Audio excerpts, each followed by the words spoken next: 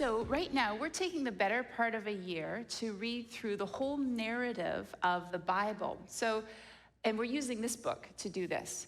It's called The Story. The Bible's made up of all sorts of different styles of writing. There's poetry, there are stories, there's history, genealogies, lists, and they all work together to tell the story of who God is. They all point to Jesus. So what this book does is it takes the narrative chunks of the Bible and it weaves them together so that we can just follow along with the big plot of the story. So 2 weeks ago, in chapter 1, we learned that God created the universe and people out of love, and then everything went wrong as people wanted to be like God and decide for themselves what was good and what was evil. Last week, chapter 2, we zoomed in on an old married couple whom God chose to be a blessing to the world, to be part of his Rescue the World project. And Andrew pointed out that God didn't choose Abraham and Sarah because they were exceptionally talented or moral or showed a lot of potential. No, God chose them because that's what God is like. He loves to partner with ordinary, messed up people to bring his goodness to the world. And so this week we are in chapter 3. God's promise to Abraham that he would have a son came true, and now Abraham's grandson, Jacob, has 12 sons, and one of them, Joseph, is his favorite. So we're going to read about Joseph now. We're in chapter 3, actually on page 39 of the story, if that's what you're following along. If you're using the Bible, we're going to be in Genesis chapter 45. Now, just a heads up, we are jumping in here near the end of Joseph's story. It can be a bit disorienting. This is when he comes face to face with the brothers who betrayed him 20 years earlier. Then Joseph could no longer control himself before all his attendants, and he cried out, "Have everyone leave my presence." So there was no one with Joseph when he made himself known to his brothers. And he wept so loudly that the Egyptians heard him, and Pharaoh's household heard about it. Joseph said to his brothers, "I'm Joseph. Is my father still living?" But his brothers were not able to answer him because they were terrified at his presence. Then Joseph said to his brothers, "Come close to me." When they had done so, he said, "I'm your brother Joseph, the one you sold into Egypt. And now do not be distressed, and do not be angry with yourselves for selling me here, because it was to save lives that God sent me ahead of you. For 2 years now there has been famine in the land, and for the next 5 years there will be no plowing and reaping. But God sent me ahead of you to preserve for you a remnant on earth and to save your lives by a great deliverance. So then, it was not you who sent me here, but God. He made me father to Pharaoh, lord of his entire household, and ruler of all Egypt. Now, hurry back to my father and say to him, 'This is what your son Joseph says. God has made me lord of all Egypt.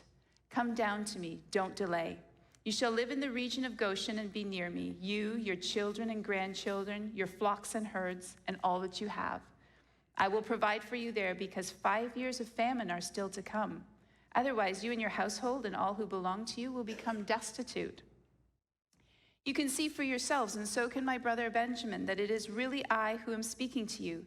Tell my father all about the honor accorded me in Egypt and about everything you have seen, and bring my father down here quickly.' Then he threw his arms around his brother Benjamin and wept, and Benjamin embraced him weeping, and he kissed all his brothers and wept over them. Afterward, his brothers talked with him."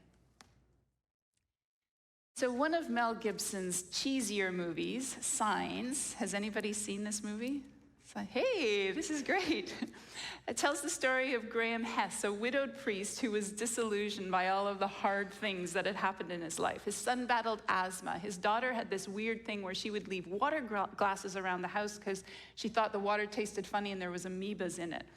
His brother was back home after a failed baseball career, and then his wife had died in a brutal car accident. And Graham gave up on faith because he couldn't understand where God was in his suffering. And then aliens invaded to take over the world. You've got to love a good alien invasion. So it's so over the top. But there is a powerful moment near the end of the movie when Graham realizes that it's because of all of the bad things in his life that he and his family were able to survive. In this moment, we see that all of those difficult things had been perfectly coordinated to save his family from aliens. That's what this moment is in Joseph's story. A lot of bad things had happened to Joseph. And now, when he reunites with his brothers, Joseph looks back and sees how all of those things had been perfectly coordinated to save this family, not from aliens, but from a natural disaster, famine. So let's quickly walk through Joseph's story up until this moment. It's a story with enough twists and turns that it helps me to have a map to find my way through it. So I'm going to share my map with you. If it helps you, great. If not, just ignore it. At the start of his story, Joseph is 17 and he's Jacob's favorite son. And Jacob gave Joseph a special coat to show his affection. That coat also implied that Joseph, and not the eldest brother Reuben, was going to inherit Jacob's very wealthy estate. So parading around in that coat rubbed his status as favorite son in his brothers' faces. They hated Joseph so much that the Bible says they could not speak a kind word to him. And Joseph only made things worse. He brought Jacob a bad report, it says, about his brothers. Now, most commentators agree that this was more than Joseph just being a tattletale, which would have been bad enough, but it was actually a false report. So he was making stuff up to throw his brothers under the bus. They hated him even more. And then there were his dreams. I mean, in one, he saw his brothers, bundles of grain bowing down to his. In another dream, 11 stars and the sun and the moon, basically the whole universe was honoring him. And so no one could miss the meaning here. One day, his whole family would honor him. He'd probably be the heir. Now, God did give Joseph those dreams as a sign that he was calling Joseph to have a unique role in his save the world plan. But stupidly, Joseph shared those dreams with his brothers. They hated him even more. So one day when Joseph checked in on them while they were watching their flocks, the brothers saw their chance to get rid of him forever, and they threw him in a pit while they decided what they would do with him. Kill him, leave him there. And Judah, the ringleader, said, well, we might as well make some money here, and so they sold him to some slave traders who happened to be passing by. So now we come to the first dip in Joseph's story. Joseph became a slave, a victim of human trafficking. Nobody was bowing to Joseph. He was doing all of bowing here. He was betrayed. This was hard, and he suffered. I wonder, have you been in this place? Maybe you had a dream for your future, one that you even thought God gave you. But instead of a straight line to living that dream, your life seems to be going in the other direction. It's stalled, or even everything is unraveling. Perhaps someone has let you down and betrayed you. It's confusing and it's hard, and you might wonder, where is God when we've been let down and our dreams are falling apart? Joseph must have wondered that too. Why didn't God rescue him and make those dreams come true right away? Where was God anyway? Well, there's a clue in the next part of Joseph's story where he becomes Potiphar's slave. And the Bible drops this little line: the Lord was with Joseph. God was with Joseph, not making the bad stuff go away, not instantly realizing his dreams, just with him. And God gave Joseph success, even in this hard place. So soon he was the executive manager of Potiphar's large estate, and God blessed Potiphar's whole family through Joseph. Things were looking up a little bit. And then there was trouble. Potiphar's wife threw herself at Joseph, and Joseph did the right thing. He refused to sleep with her out of respect for his master and love of God, and life just got worse. Potiphar's wife accused him of sexual assault, and based on that lie, Potiphar threw him into prison. So falsely accused, now he was a prisoner in a miserable jail. He described it as a pit. This was hard.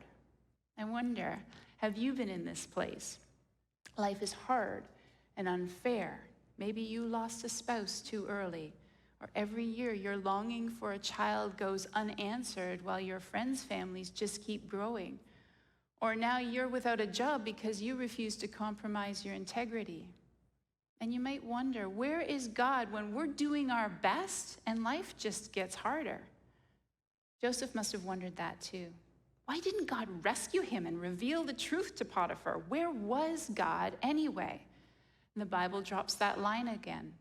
The Lord was with Joseph, not making the bad stuff go away, not reversing the injustice, just with him. And God gave Joseph success, even in this hard place. So once again, his management skills flourished, and soon he was managing the whole prison. Things were looking up a little bit. 2 officials from Pharaoh's court ended up sharing the same prison with him, and God helped Joseph interpret their puzzling dreams. The chief baker's dream meant that he was going to be executed, and the cupbearer's dream, the cupbearer was the person in charge of all of Pharaoh's wine, he was going to get his job back. And so before the cupbearer returned to Pharaoh, Joseph asked him, hey, can you put in a good word for me so I can get out of this prison? But the cupbearer forgot all about Joseph. So now Joseph was a long-term prisoner with no hope of justice, forgotten and abandoned. This was his lowest point. Have you been in this place? Your hard work is overlooked. Others' careers just take off. Friends you helped seem to have moved on. There's no real prospect for change. And you might wonder, where is God when no one seems to notice us or remember us? And Joseph must have wondered that too. Why didn't God intervene again to get him out of prison? Where was God anyway? And by now we know the answer. The Lord was with Joseph. And so now, at the very lowest point of Joseph's life, there's a pivot. Pharaoh had some disturbing dreams that no one could interpret. At last, the cupbearer remembered his former cellmate, who was pretty good with dreams. Joseph was summoned to Pharaoh, and with God's help, explained to Pharaoh that the dreams meant a famine was coming. Pharaoh saw that Joseph was gifted with God's wisdom and immediately promoted him to be second in command of all of Egypt. Joseph put his management skills to work storing food for the entire country to prepare for this famine.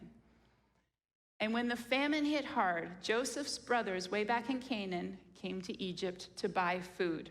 And so this brings us to the moment when Joseph comes face to face with the brothers who had betrayed him so long ago.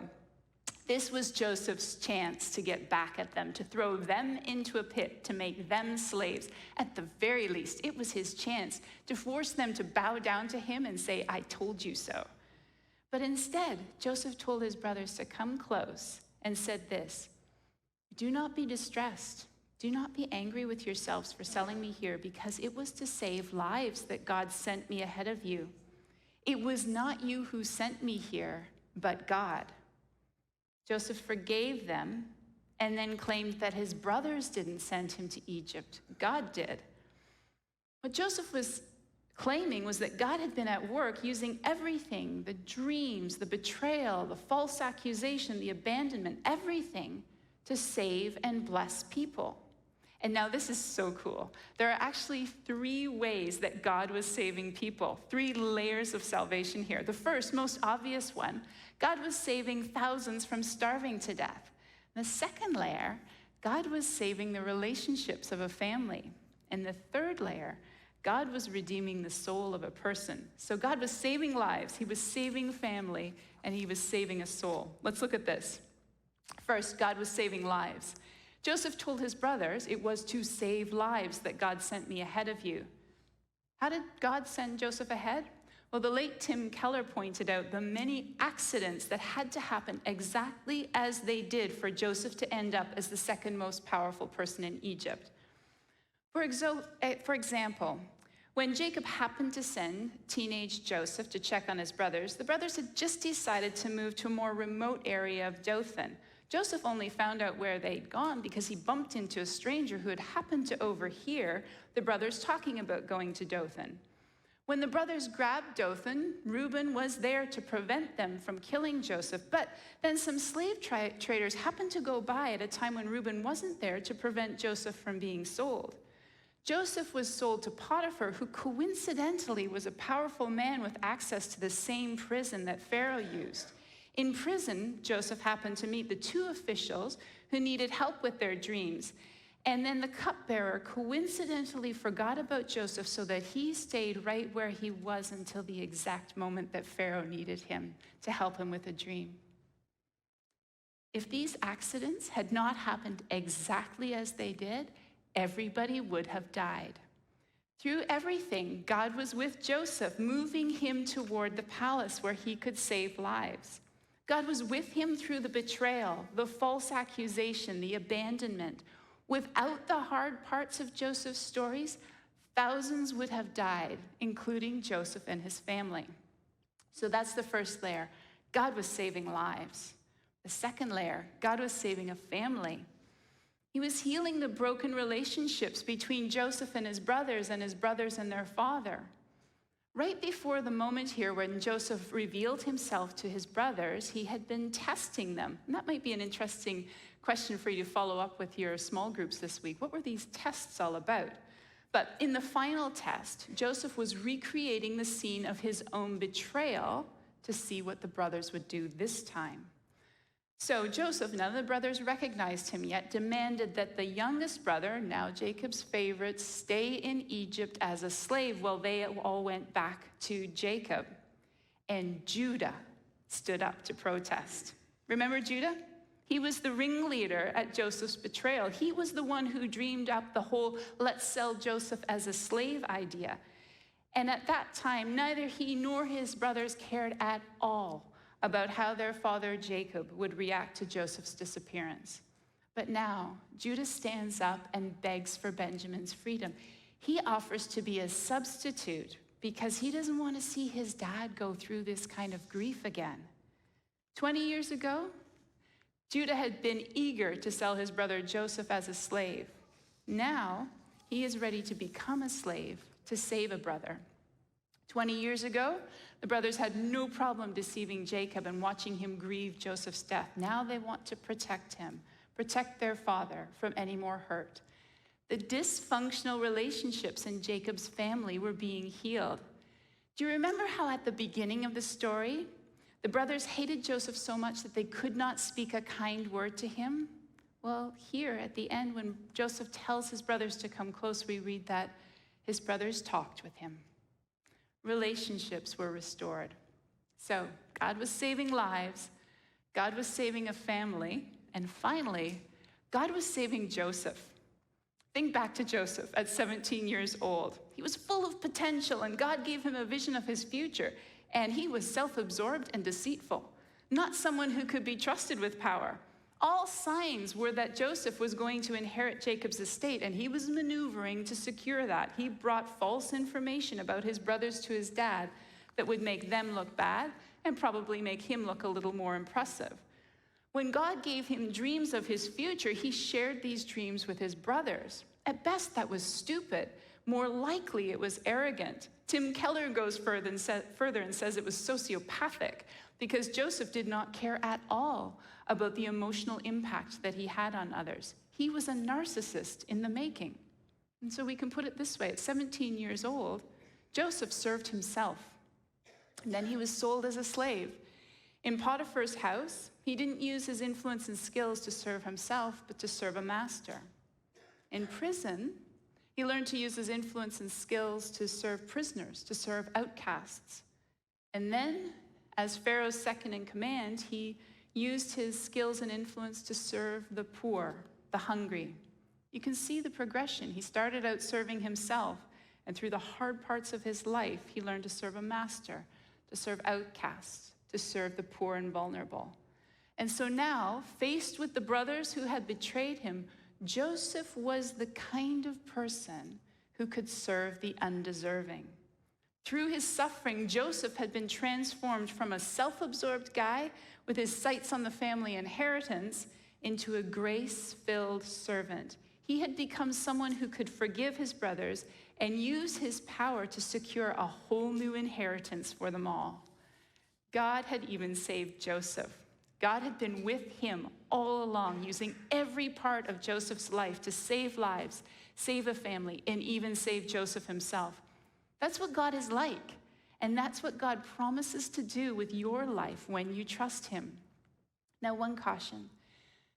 Joseph was able to look back, to see God's fingerprints through it all and understand why it might have happened that way. It's not always like that, though.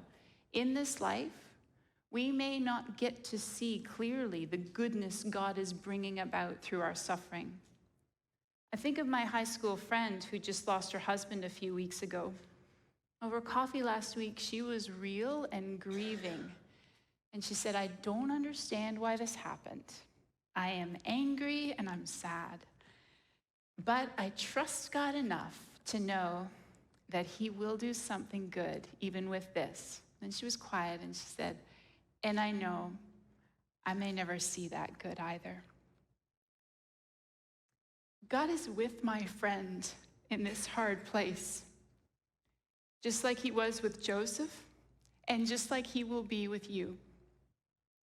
Did you know that one of the names for Jesus is Emmanuel, God with us?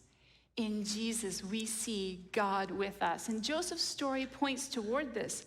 Like Joseph, Jesus, the beloved son, was betrayed, falsely accused, abandoned. Like Joseph, Jesus was sold for just a few coins. Like Joseph, Jesus was thrown into a deep pit. Only for Jesus, that pit was a grave. And just like with Joseph, God was at work, taking the evil that had been intended for Jesus and overcoming it with his good. God raised Jesus out of the grave, alive and Lord, not over just Egypt, but over the whole world. And Jesus opened his arms wide to the people who had betrayed him, to all of us, and said, come close. I want you as my family. God used a pit and a prison to save lives, to save a family, and to save Joseph. And he used a cross and a grave to save the world, to save me and to save you. This is such good news.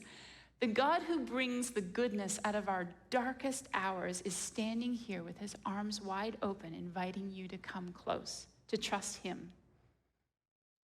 So as we close, I wonder, do you have a specific spot in your life, a specific situation, a hard place where you wonder where God is?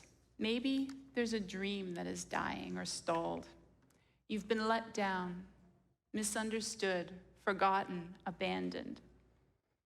I wonder if you can ask Jesus, who's standing here with his arms wide open, to meet you in that place. You can talk to him where you are. I'm going to pray. And if you would like someone to pray with you, we'll have some people here at the front, and you can come forward. Just share one sentence. I'm anxious. I'm lonely. I've lost my job. And that person will pray for you as we do this, okay? So I'm going to pray, and then I have my 4 people, Bronte, Jordan, Dave, and Tina. Can you come up and be ready to pray? Thanks. Let's pray together.